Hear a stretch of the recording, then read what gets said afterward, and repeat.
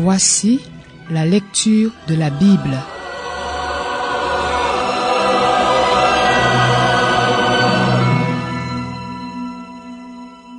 Éphésiens, chapitre 5. Soyez donc les imitateurs de Dieu, puisque vous êtes ses enfants bien-aimés, et vivez dans l'amour en suivant l'exemple de Christ, qui nous a aimés et qui s'est donné lui-même pour nous comme une offrande et un sacrifice dont l'odeur est agréable à Dieu. Que l'immoralité sexuelle, l'impureté sous toutes ses formes ou la soif de posséder ne soient même pas mentionnées parmi vous, comme il convient à des saints. Qu'on n'entende pas de paroles grossières, de propos stupides ou équivoques, c'est inconvenant, mais plutôt des paroles de reconnaissance. Vous le savez bien en effet, aucun être immoral, impur ou toujours désireux de posséder plus, c'est-à-dire idolâtre, n'a d'héritage dans le royaume de Christ et de Dieu. Que personne ne vous trompe par des paroles sans fondement, car c'est pour cela que la colère de Dieu vient sur les hommes rebelles. N'ayez donc aucune part avec eux, car si autrefois vous étiez ténèbres, maintenant vous êtes lumière dans le Seigneur. Conduisez-vous comme des enfants de lumière. Le fruit de l'esprit consiste en effet dans toute forme de bonté, de justice et de vérité. Discernez ce qui est agréable au Seigneur et ne participez pas aux œuvres stériles des ténèbres, mais démasquez-les plutôt. En effet, ce que ces hommes font en secret, il est même honteux d'en parler. Mais tout ce qui est démasqué par la lumière apparaît clairement, car tout ce qui apparaît ainsi est lumière. C'est pourquoi il est dit, « Réveille-toi, toi qui dors, relève-toi d'entre les morts, et Christ t'éclairera. » Faites donc bien attention à la façon dont vous vous conduisez, ne vous comportez pas comme des fous, mais comme des sages. Rachetez le temps, car les jours sont mauvais.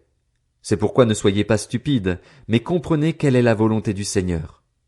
Ne vous enivrez pas de vin, cela mène à la débauche. Soyez au contraire remplis de l'esprit. Dites-vous des psaumes, des hymnes et des cantiques spirituels. Chantez et célébrez de tout votre cœur les louanges du Seigneur. Remerciez constamment Dieu le Père pour tout, au nom de notre Seigneur Jésus-Christ. Soumettez-vous les uns aux autres dans la crainte de Dieu. Femmes, soumettez-vous à votre mari comme au Seigneur, car le mari est le chef de la femme, comme Christ est le chef de l'Église qui est son corps et dont il est le sauveur. Mais tout comme l'Église se soumet à Christ, que les femmes aussi se soumettent en tout à leur mari. Marie, aimez votre femme comme Christ a aimé l'Église.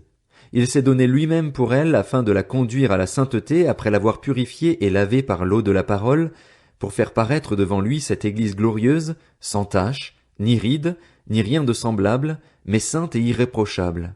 C'est ainsi que les maris doivent aimer leur femme comme leur propre corps. Celui qui aime sa femme s'aime lui-même. En effet, jamais personne n'a détesté son propre corps. Au contraire, il le nourrit et en prend soin, tout comme le Seigneur le fait pour l'Église parce que nous sommes les membres de son corps, formés de sa chair et de ses os. C'est pourquoi l'homme quittera son père et sa mère, s'attachera à sa femme, et les deux ne feront qu'un. Ce mystère est grand, et je dis cela par rapport à Christ et à l'Église. Du reste, que chacun de vous aime sa femme comme lui-même et que la femme respecte son mari.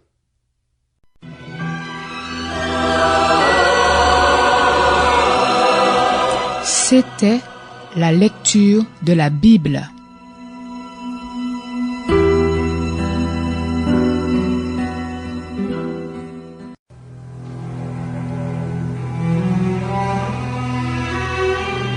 Voici la lecture de la Bible.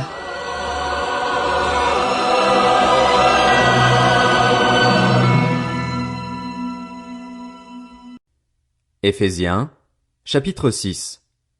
Enfants, obéissez à vos parents, dans le Seigneur, car cela est juste. Honore ton père et ta mère, c'est le premier commandement accompagné d'une promesse, afin que tu sois heureux et que tu vives longtemps sur la terre. Quant à vous, pères, n'irritez pas vos enfants, mais élevez-les en leur donnant une éducation et des avertissements qui viennent du Seigneur. Esclaves, obéissez à vos maîtres terrestres avec crainte et profond respect, avec sincérité de cœur, comme à Christ. Ne le faites pas seulement sous leurs yeux, comme le feraient des êtres désireux de plaire aux hommes, mais obéissez comme des serviteurs de Christ qui font de tout leur cœur la volonté de Dieu. Servez-les avec bonne volonté, comme si vous serviez le Seigneur et non des hommes, sachant que chacun, esclave ou homme libre, recevra du Seigneur le bien qu'il aura lui-même fait. Quant à vous, maîtres, agissez de même envers eux et abstenez-vous de menaces, sachant que leur maître et le vôtre est dans le ciel et que devant lui il n'y a pas de favoritisme.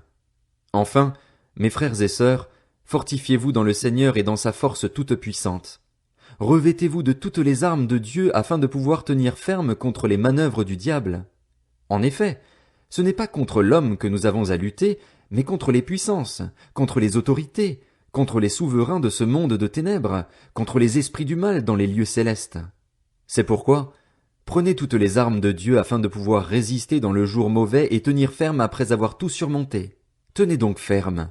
Ayez autour de votre taille la vérité en guise de ceinture. Enfilez la cuirasse de la justice.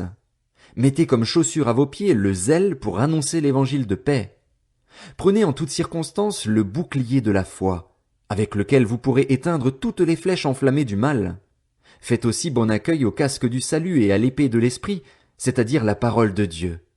Faites en tout temps par l'esprit toutes sortes de prières et de supplications.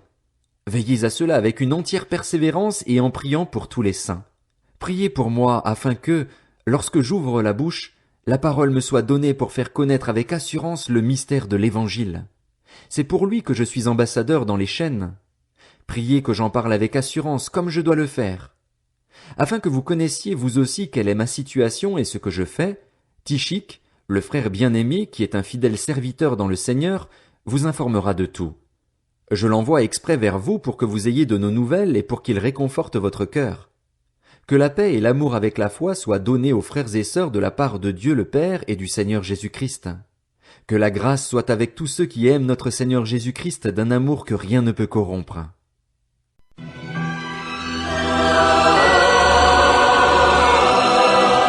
C'était la lecture de la Bible.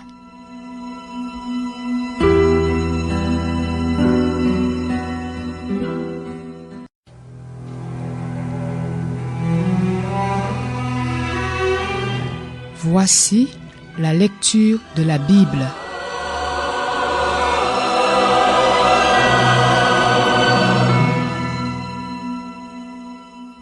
Philippiens, chapitre 1.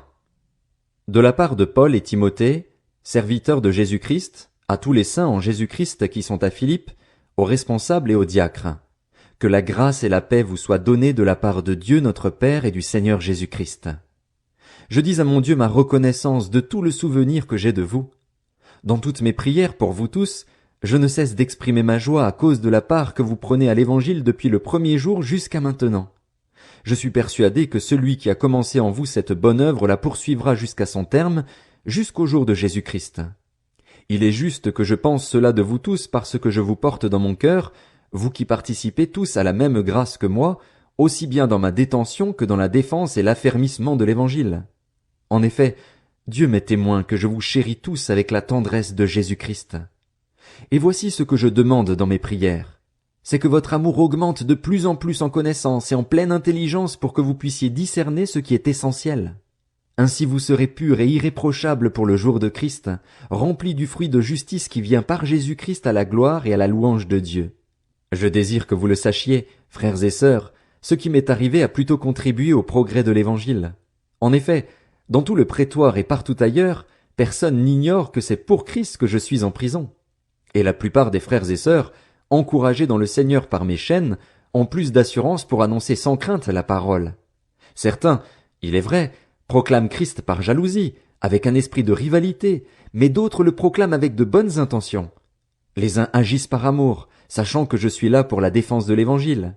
Les autres, animés d'un esprit de rivalité, annonce Christ avec des intentions qui ne sont pas pures et avec la pensée d'augmenter les souffrances de ma détention. Qu'importe.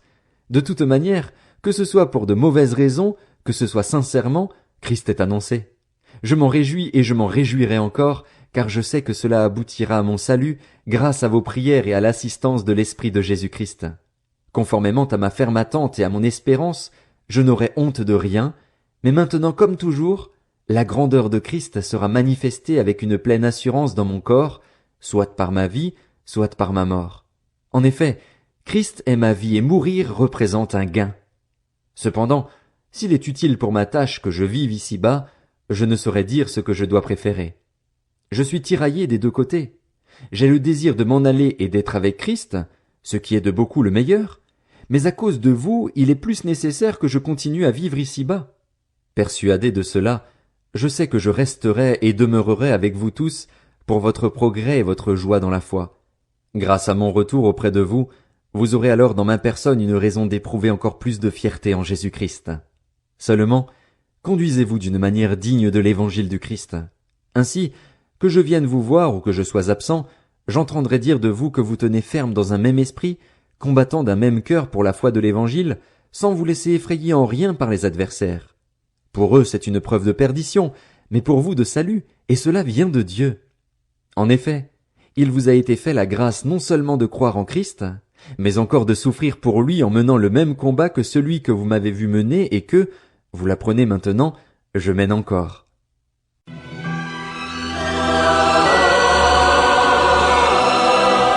C'était la lecture de la Bible.